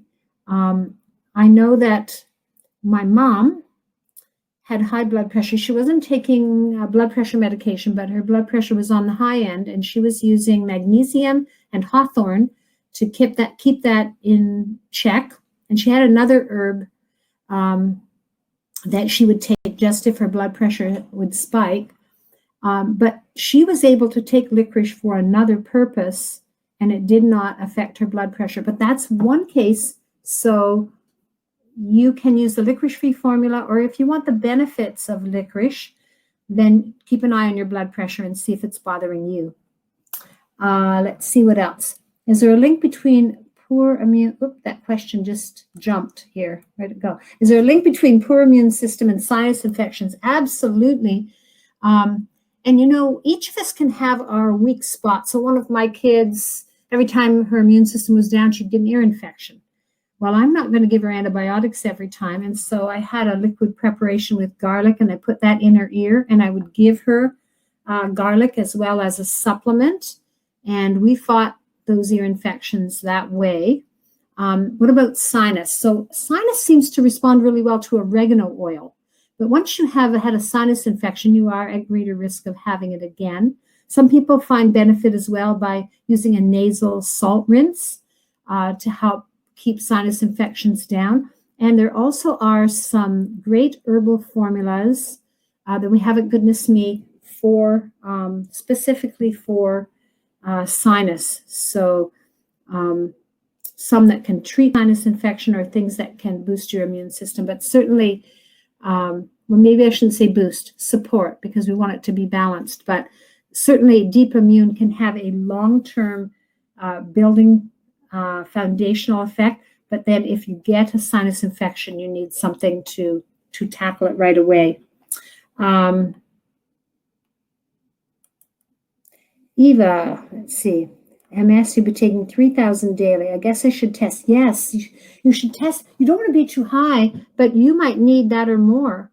I know that Dr. Zoltan Rona, when he began testing vitamin D, and of course people were under his supervision, but he was giving 10,000 vitamin D to people to bring it up at first. And MS, it's interesting that it's more prevalent in areas where there's less sunshine, where vitamin D might be lower, like in England and in Canada. So I would definitely test it and make sure you get into that optimum zone. You can't take echinacea or zinc. Zinc, only the amount in, let's see, I have to move this down a bit so I can see the rest. Oh, your question just jumped. Zinc only in the amount in a multi, but no more. So for women, we need 8 milligrams. And so depending on your digestion as well, you want to, and whether you eat meat, because meat is more absorbed. So there's the amount of zinc you take in and the amount that you absorb. So remember I said that someone I know had low zinc status and was told to take 2 servings a day, not huge servings, but 2 servings, like 25 grams of protein from seafood or beef or chicken, dark meat chicken especially, or lamb, in order to get the zinc up. So 2 servings a day. So maybe you could do it that way through your food, and then get a multi that has a little bit of zinc and is a very well-made multi, easy to absorb. Trying to eat more fruits and vegetables. Well, we do get zinc from pumpkin seeds and from legumes. Sometimes with MS, we're recommended to follow the autoimmune diet, which doesn't allow legumes. It does allow, and vegetables will have smaller amounts. So needing to find a good source, or maybe getting it in a multi, or maybe, I don't know whether you can tolerate eating chicken or seafood, because those are sources as well. You do need to make sure you're getting zinc, and it's only 8 you need if you're absorbing it well. So for most of us, we'd take a little more to make sure we're absorbing the amount we need. And for men, 11 milligrams. Let's see what else we have here in the questions. All right. I'm going to go right down to the end and then come back up and look for those questions. Sorry, but I can't see them all at once. So will this class be recorded? Yes, this class has been recorded, and you will be able to watch it again. Let's see. I have arthritis in my hands. I find it hard to take notes. So yes, this will be recorded. What about candida overgrowth and immunity? So that's a really good question. We need to have good bacteria to fight candida, and so we need to eat the foods that fuel the good bacteria. Some people can tolerate fermented foods and like apple cider vinegar. Others have to be vinegar free for a while, to have lemon juice instead. So it's interesting, but the stronger your immune system is and the more good bacteria you have, then the better. Now you notice that one of the fermented foods in my picture was raw cheese. And I've seen many people who can't tolerate dairy products, but they can tolerate raw cheese because it is high in lactic acid, which is very good for your digestive system. And it is raw and naturally fermented. So you might be able to have that if you can have dairy. But what you're trying to do first with a candida diet is starve out the candida. So you're not eating foods that would fuel it. Grains and starches and sugars particularly, and sometimes much more strict, and just staying to vegetables and meats and fats. Let's see what else we have. Is the GI tonic good for acid reflux? So what is interesting about acid reflux is that you need to have acid in your stomach in order for the sphincter at the top of the stomach to close so that the acid stays in the stomach. And acid reflux can often be caused by not enough acid in the stomach, so the sphincter doesn't close, so the acid splashes up and burns the lower esophagus, which is not good. So the first thing I would suggest for acid reflux is to stop eating wheat. It's very hard to digest. And I've seen many people give up wheat completely, not just cut it down, just give it up completely and see if that helps. There's another, that Fairphos that I showed you, it's tissue salt number 4. There's another tissue salt, which is for acid, sour risings. And that is NatPhos. NatPhos, N-A-T, and then P-H-O-S. So you might come into Goodness Me, look up NatPhos, and give that a try, and take it repeatedly say 3 or 4 times a day, plus every time you get a little acid reflux, and combine that with cutting out wheat, and then maybe try taking a little lemon juice or apple cider vinegar in a bit of water before a meal, because this can help make your stomach a bit more acidic, and see if that lowers the amount of acid reflux, because you want more acid in your stomach to help the sphincter close. Staff at Goodness Me can give you more information on that. Thank you, Diane. I'm glad you love my book, and I'm glad that so many of you found that helpful. The book is called Discover the Power of Food. It is available at Goodness Me online or in store, and for attending today, you may have $10 off. So, okay, 464 pages with more than 100 really good recipes and all the information you need to put a foundation of health into your life. For $19.95, that's ridiculous. I'm glad that you have the opportunity to buy it at that. So if you already have one, you can buy one for a gift for someone and have it in your gift box. Or if you don't have one, I recommend that you get one. What about the ancient wheat einkorn? It is much lower in gluten, and some people can tolerate that because it is, or even old wheat spelt, although spelt has been changing more recently to have more gluten so it can make bread better, but some people can tolerate spelt. You need to pay attention to your system. You want to have digestion with no gas, no flatulence. You want to have good, efficient, easy elimination. You want to have lots of energy, and you may be able well to tolerate it. If it is, if you could do a long, slow sourdough process, if you're making bread with it, that would be even better, because some of the gluten will be, and some of the grain will be pre-digested in that process. So again, that is a fermented food, right? Let's see.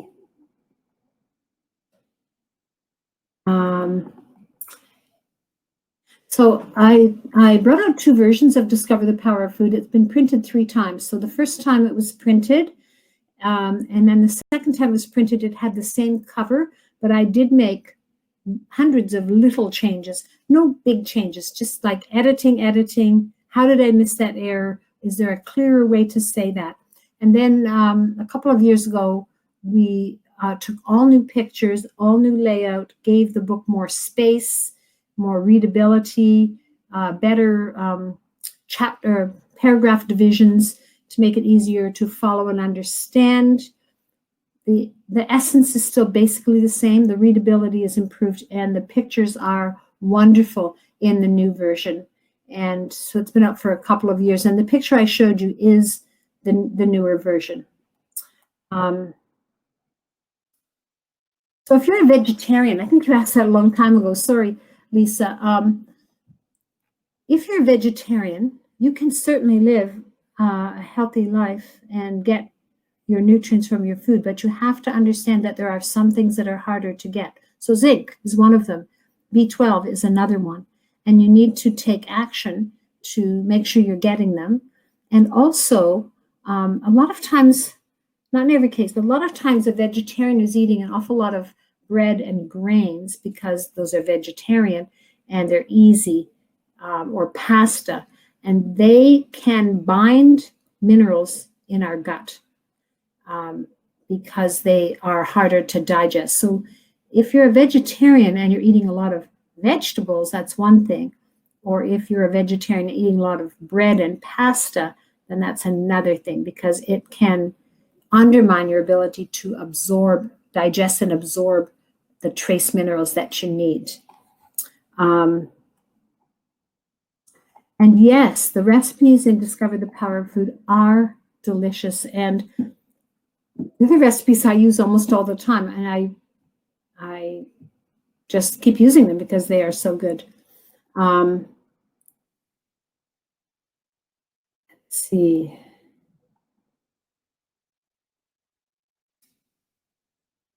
You took the Discover Power of Food. Maybe you took our course. That's awesome.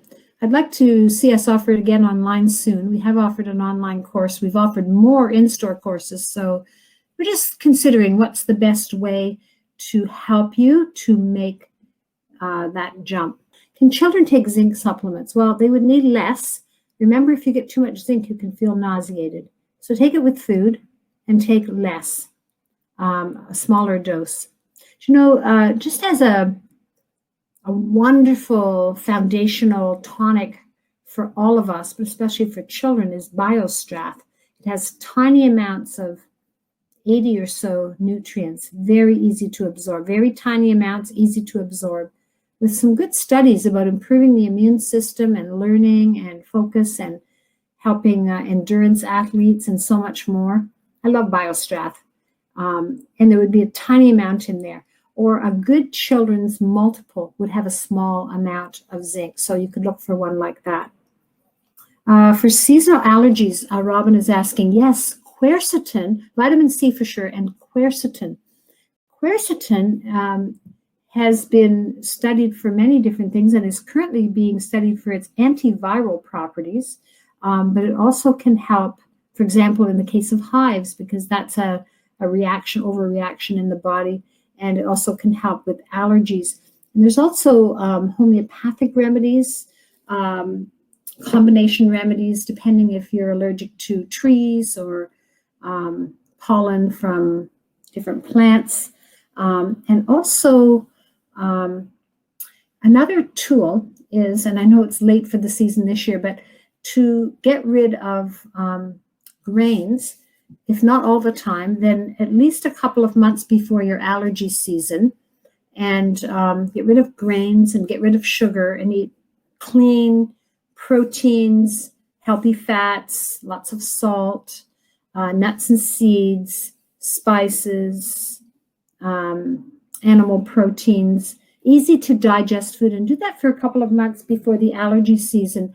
And if you do that each year, you may find that your allergies are less each year as you go along. You also can come into Goodness Me, and we have staff in all of our locations who can answer with specific suggestions when you give them some specific needs or things that you're allergic to, for example.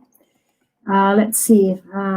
Yes, you can get this book at Goodness Me. You can only get it at Goodness Me, actually, either online or in store. And also Share Goodness.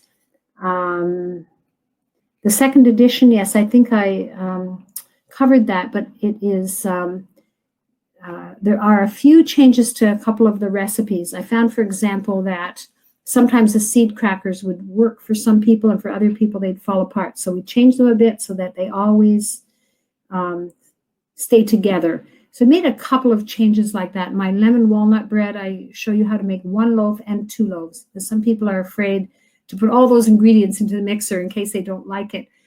There are pictures of recipes that there weren't before, and there's quite a few.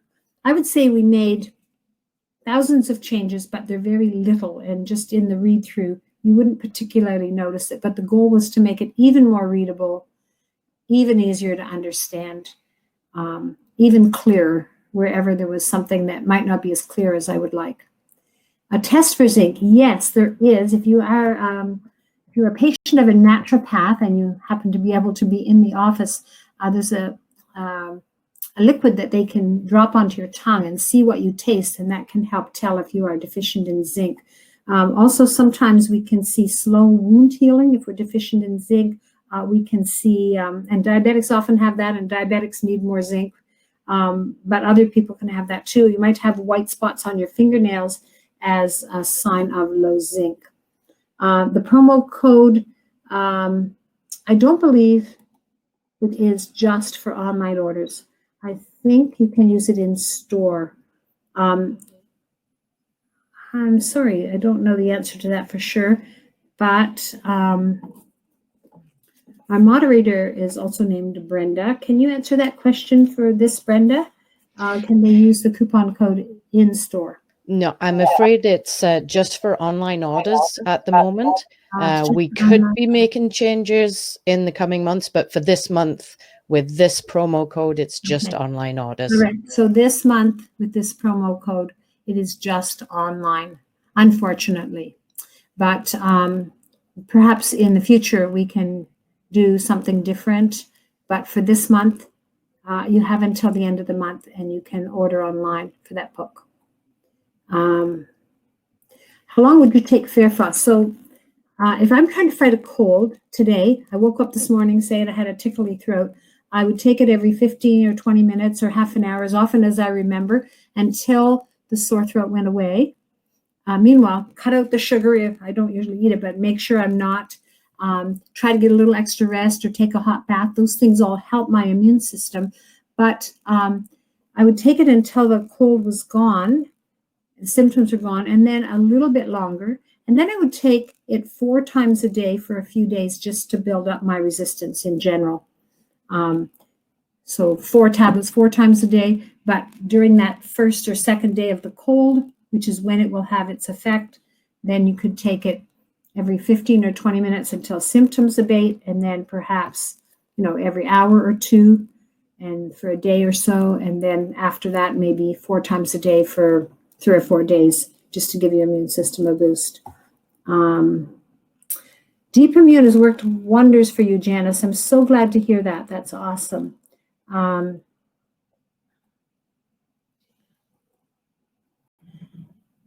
Can you take Deep Immune with high blood pressure? I did answer that question.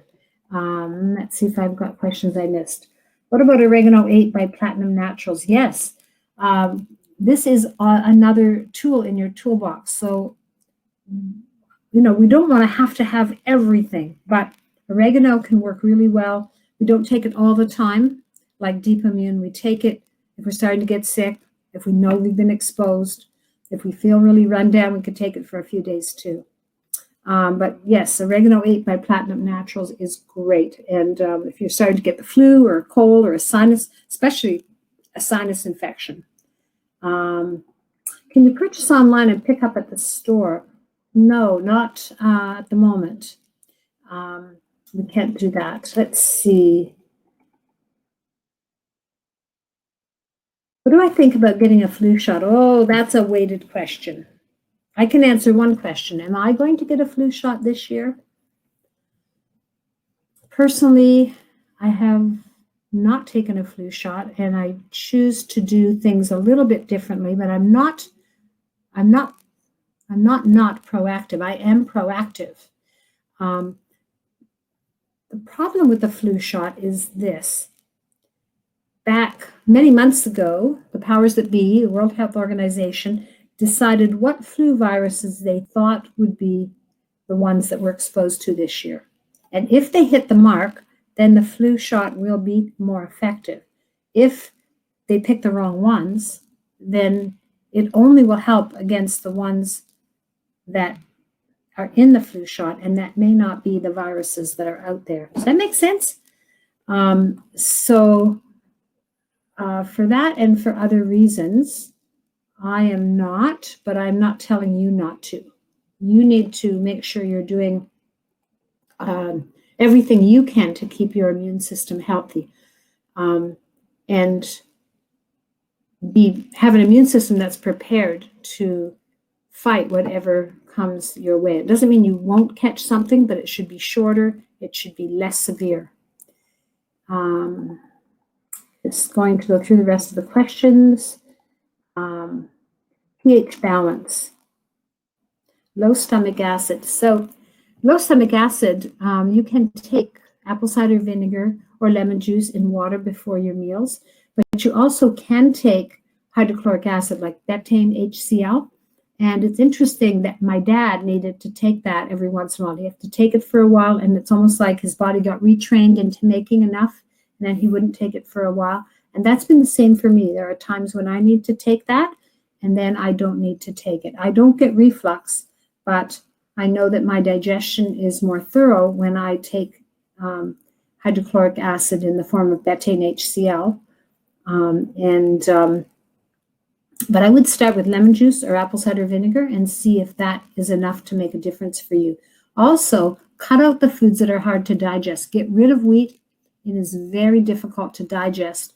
And get rid of corn and all the corn products. And you might be surprised how much benefit you have. And if you haven't had all the benefit you'd like, you could also get rid of gluten. Because once you've got rid of wheat, you basically got rid of most everything. The brand of zinc was Canprev. I think I've answered all the questions. I'm just going through. If you start the supplements at the first sign of a cold and feel better next day, so taking vitamin D today and feeling better tomorrow, that's not enough to raise your status. So we're looking to put a foundation in place with that. And the zinc might tackle it quickly if you have it in your throat, gargle it, or have a lozenge, and you do that a few times a day with a very small dose, like 5 or 10 milligrams. But if you're low in zinc, you need to have a longer-term plan to raise that zinc and to raise that vitamin D, and then to balance your immune system so it can adapt to what you need with something like Deep Immune. The Fairphos, however, can act very quickly, and I've seen it work so well many times.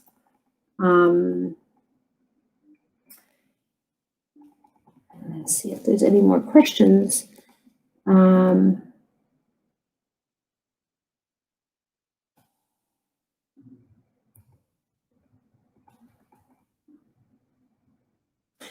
Have we chosen a Goodness Me location for Mississauga? No, we have been looking for the right location. Yes.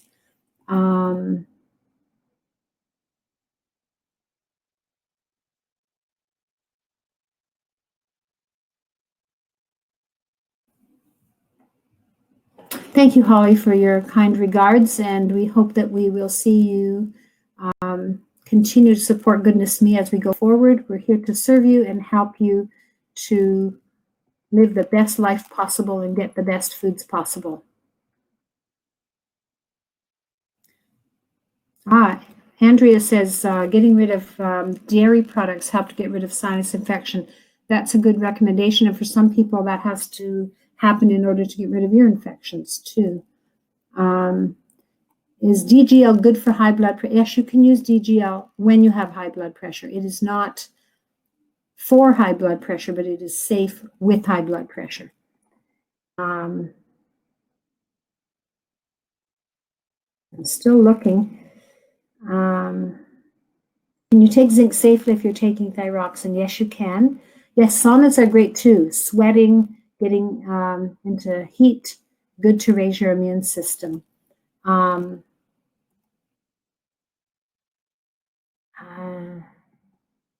I'm glad you like the chili. Let's see.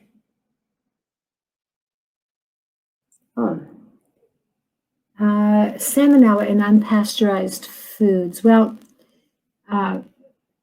salmonella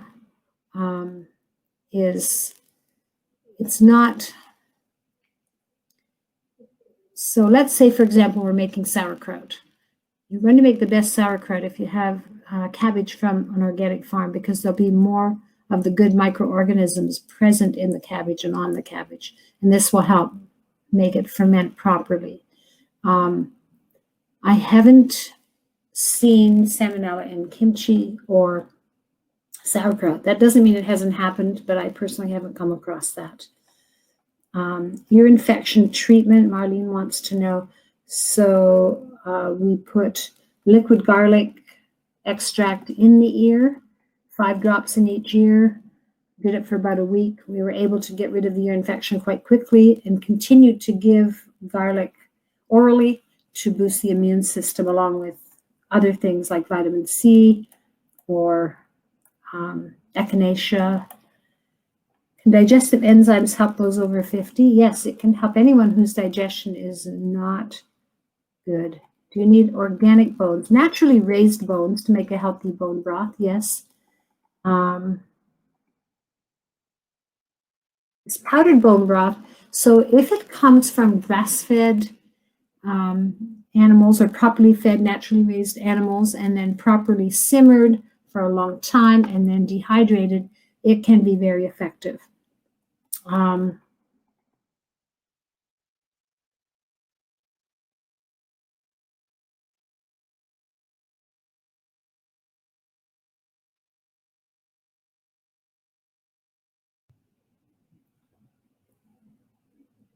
Yes, Tanya's asking about curbside pickup. Yes, we do curbside pickup at all of our locations. Health alternative for getting the tetanus shot. I think you'd have to ask a naturopath that, because tetanus, if you should catch tetanus, it can be very serious. Catch lockjaw, sorry, it can be very serious. So I would ask a naturopath that question and explain why you don't want to have it and see what they might suggest.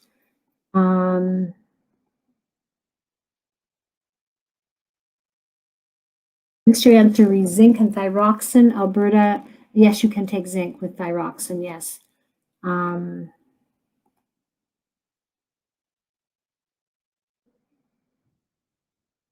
25 plus years. Thank you, Eva. Do you know that we have just celebrated 39 years and 3 months or 4 months? So I never knew that I'd still be working all this time, but it's been quite a pleasure.